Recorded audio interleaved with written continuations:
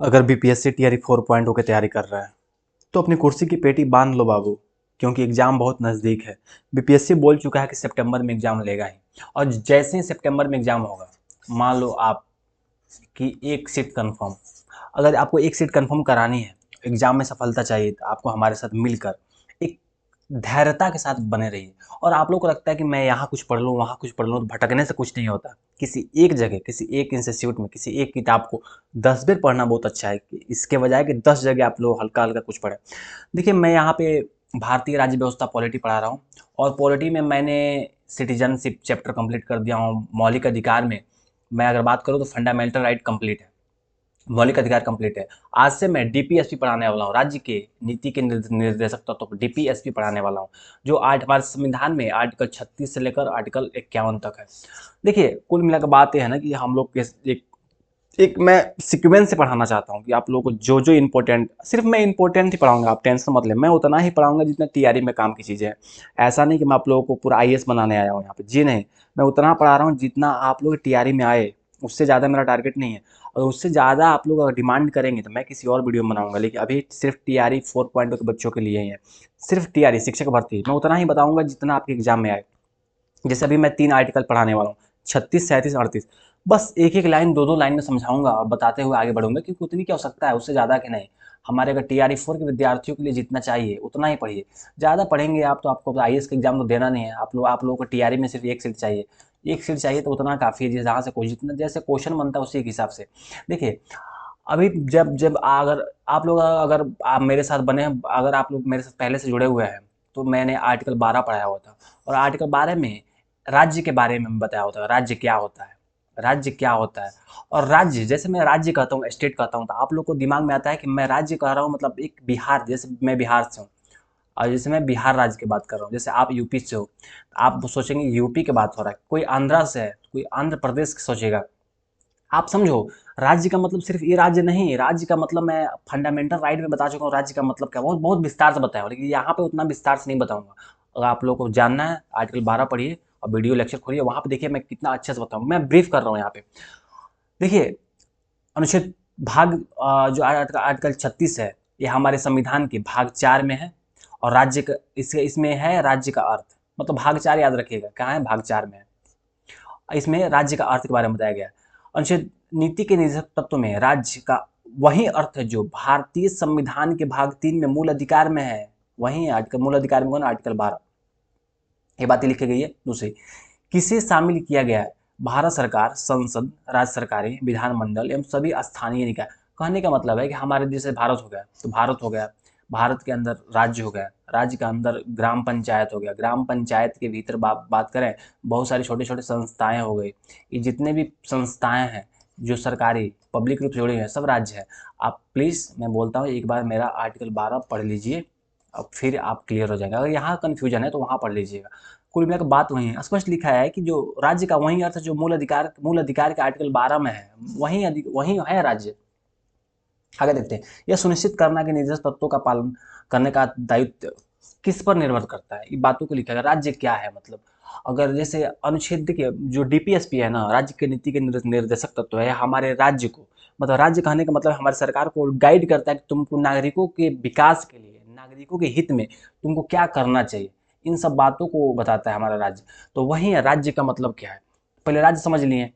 और राज्य के समझने के बाद आप ये समझिए कि अनुच्छेद 36 तो आपने समझ लिया, 37 क्या है, अनुच्छेद 37। अनुच्छेद 37 कहता है कि निर्देशक तत्वों का लागू ना होना। कहने का मतलब है कि जैसे हम, मैं आपको आगे पढ़ाऊंगा कि लिखा गया आर्टिकल 40, इसमें है आर्टिकल 44, इसमें है आर्टिकल 48, इसमें है आर्टिकल 50।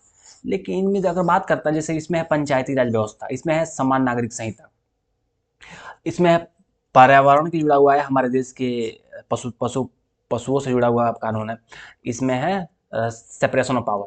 देखिए, बात ये है कि अगर हम बात करते हैं समान नागरिक संहिता का, अगर हम समान नागरिक संहिता का बात करते हैं, समान नागरिक संहिता, तो आप देखते होंगे किसी राज्य में, जैसे गोवा में समान नागरिक संहिता लागू है, बिहार में नहीं है, उत्तर प्रदेश में नहीं है।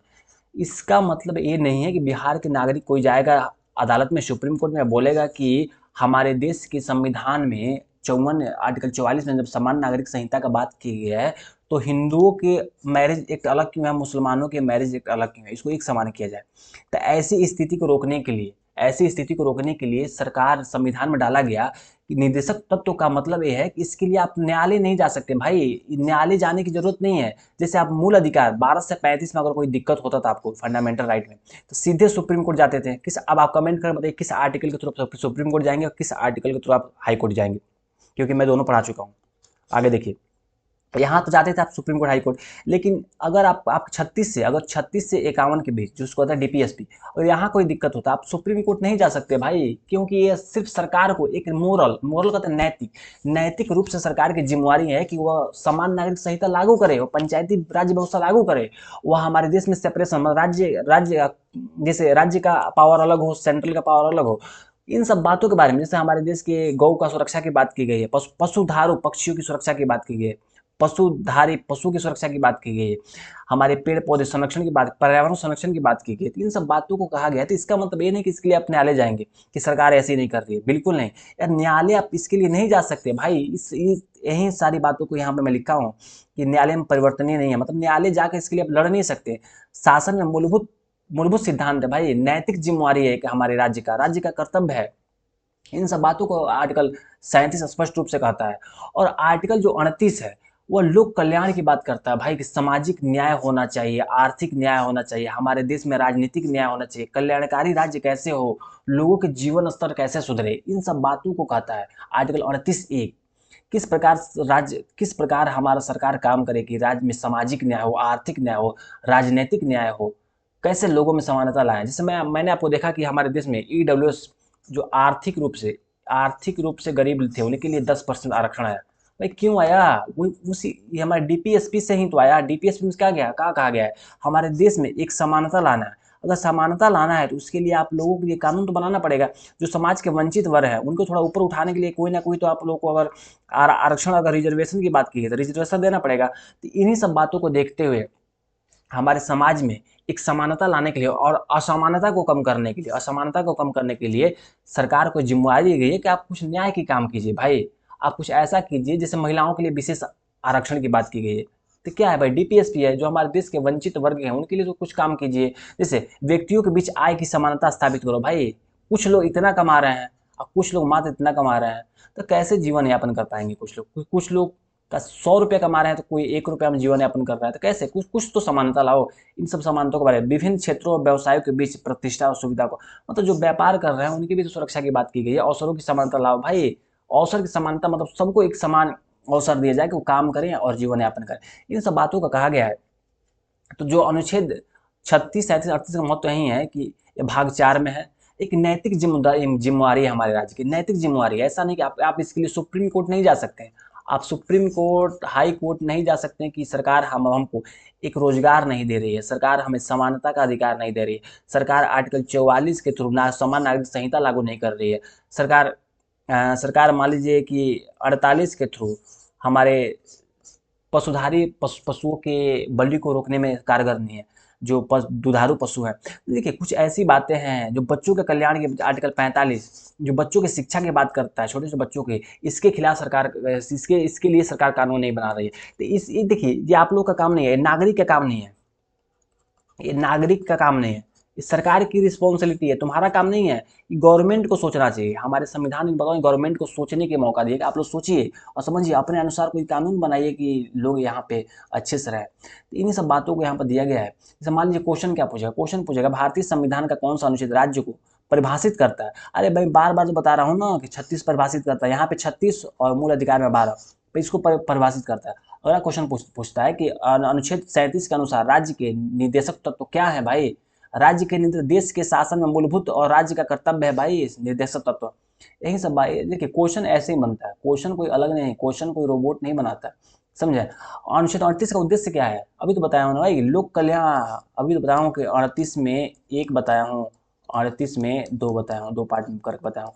लोक कल्याण के बारे में बात की गई है। इन सब बातों को मैंने पीडीएफ में डाला हूँ, और पीडीएफ देख लीजिएगा कि राज्य का मतलब क्या है। ये वाला नागरिक न्याय, लोक कल्याण की बात की गई है। देखिए अगर वीडियो अच्छा लगा तो वीडियो को लाइक कीजिए, चैनल को सब्सक्राइब कीजिए, दोस्तों में शेयर कीजिए। फिर मिलते हैं नेक्स्ट वीडियो में। बहुत बहुत धन्यवाद।